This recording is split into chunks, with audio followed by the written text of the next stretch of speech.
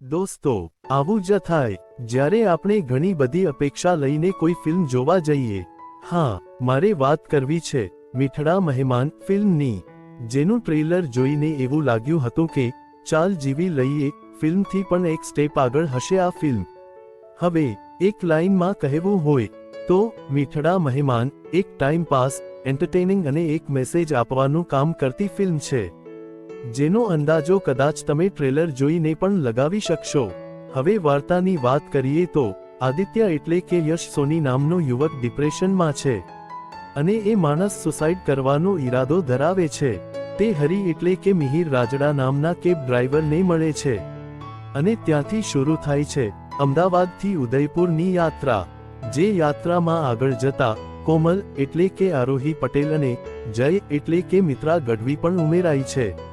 તો આદિત્યને સુસાઇડ શા માટે કરવું છે? બીજા 3 અજાણ્યા લોકોનું ફિલ્મમાં શું કામ છે? આ બધું જાણવા આપણે જોવી પડશે 2 કલાકની ફિલ્મ મીઠડા મહેમાન. ફિલ્મના પોઝિટિવ પોઈન્ટની વાત કરીએ તો સિનેમેટોગ્રાફી ખૂબ સારી છે, જે કદાચ ટ્રાયલ જોઈને અંદાજો આવી જશે.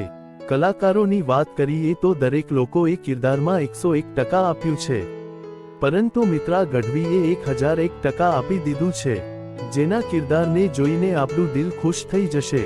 એક દિગ્ગજ કલાકારનો કેમિયો પણ છે, પરંતુ એ કેમિયો મને એવરેજ લાગ્યો.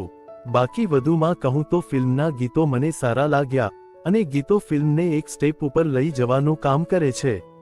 ફરી વાર કહું તો મારા અંદાજ પ્રમાણે આ ફિલ્મ કિશોરાવસ્થાના યુવાનોને વધુ ગમશે. ફિલ્મ ધીમી ગતિએ આગળ વધે છે, પરંતુ આપણને ટાઈમપાસ કરાવતી જાય છે.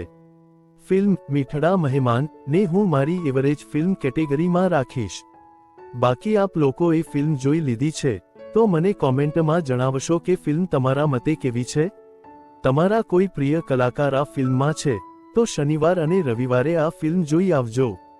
કેમ કે ગુજરાતી ફિલ્મો OTTમાં ક્યારે રિલીઝ થશે એ જણાવવું મુશ્કેલ છે. તો બસ આ જ હતો મારો મંતવ્ય ફિલ્મ મીઠડા મહેમાન માટે. હવે જો તમે વિડીયોમાં અહીં સુધી આવી જ ગયા છો તો ચેનલને લાઇક, શેર અને સબસ્ક્રાઇબ કરી નાખજો. આપણે મળશું આવા જ વિડીયો સાથે ચાલતા. જય હિન્દ, વંદે માતરમ.